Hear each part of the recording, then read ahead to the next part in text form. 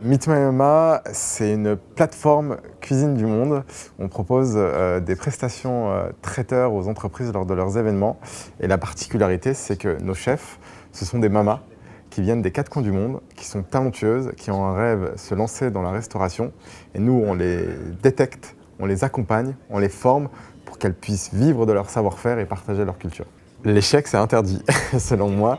Je sais que ce n'est pas une réponse commune. Je accepte volontiers le côté on apprend de ses échecs.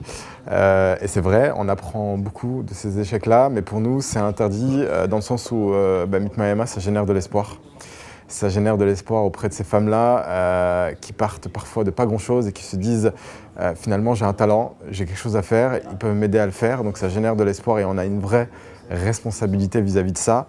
Ça génère de l'espoir auprès de toutes les parties prenantes qui adhèrent à Meet My MMA, les gens, enfin nos clients, les entreprises partenaires, en fait tous les gens qui se retrouvent dans les valeurs qu'on porte, des valeurs de lien, de vivre ensemble et qui se disent enfin peut-être que cette histoire elle est possible.